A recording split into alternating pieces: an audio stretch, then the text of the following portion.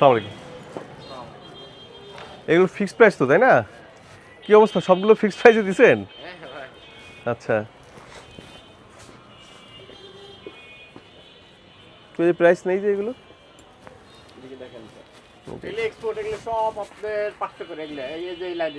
লেখা আছে? আর লেখা আছে কোথাও?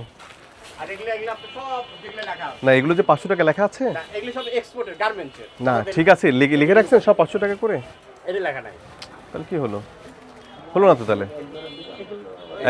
হ্যাঁ, তাহলে তো আপনার লিখতে হবে অবশ্যই, কারণ গার্মেন্টসের পোশাক এক দর বললে হলো না। কম বিক্রি করি হলো কিন্তু ফিক্সড প্রাইসে হলে এটা আমার মনে হয় কি, বা পাবনায় সবচাইতে বেশি মানে নামের দোকানই তো এটা। এখন সেই জায়গাটা যদি এক দরের ক্ষেত্রে যদি এরকম থাকে, আমার কথা শুনতে হবে আগে, আমার কথা আগে শুনে নেন, তারপর কথা বলেন। আমরা বলি যেটা বলতে চাচ্ছি মেসেজটা, নাহলে তো ওই যে একবার তো ভুল করলেন, সেটা আবারও তো দেখতেছি একই জিনিস।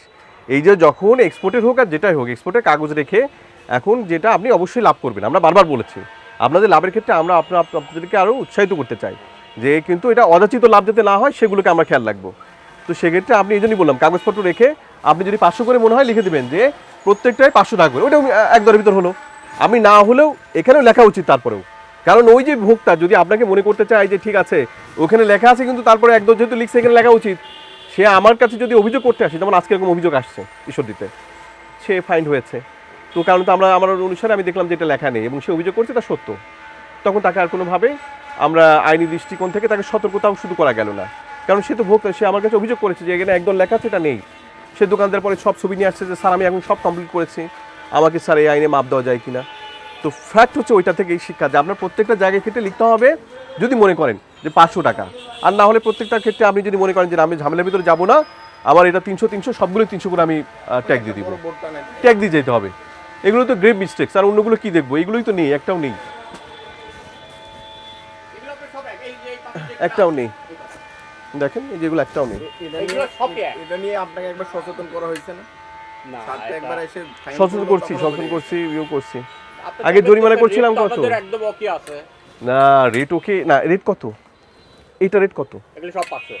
এই যে দেখা যাচ্ছে এখানে লেখা আছে 2900 কি লেখা আছে, এটা তো মানুষ মনে করবে এটা মানে টাকা না, 3007 বুঝাই যাচ্ছে না, তাহলে মানুষ বুঝবে কি করে?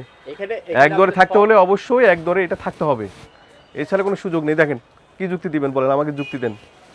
500 করে নাকি কোনোটাই লেখা নেই?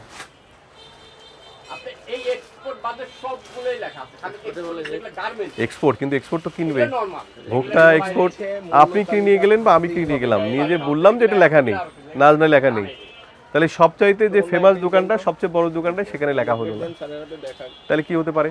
এটা ভোক্তা অধিকার আইনে 45 ধারায় প্রতিশ্রুতপূর্ণ সততভাবে বিক্রয় বা যেটা করার কথা 50,000 টাকা অর্থদণ্ড হবে, 1 বছরের কারণের উভয়দণ্ড হবে, ঠিক আছে? আর অন্যগুলো আমি তো এখানে মেজর একটা মিস্টেক হয়ে আছে, অন্যগুলো দেখতে গেলে আরও কোনো না কোনো ধরা পড়বে, আরও বরং জরিমানা যেটা করতে চাচ্ছিলাম না, আরও বড় ধরনের জরিমানা করতে হবে তখন। আমার তো মনে হয় যে ওই সময় আমি জরিমানা করছিলাম কত টাকা, 5000 করলে একে এনে 10,000 করতে হবে, এটা কোনো সুযোগ, ন্যূনতম করতে চাইলে আমার 10,000 করতে হবে এখন জরিমানা, কারণ ওই একই আইনে যদি এটা করা যায় তাহলে ওই আইনে যদি আবার এটা না হয় 10,000 করতে হবে, 10,000 টাকা জরিমানা করলাম। আর দেখি এগুলো কি অবস্থা, প্রত্যেকটা আছে এগুলো, তো এগুলো করেননি কেন? এগুলো আমাদের একদম কমন আইটেম এবং রিজনেবল রেটই স্যার আমাদের। রিজনেবলটা লেখা তো উচিত ছিল, শীতের সময় রিজনেবল লেখা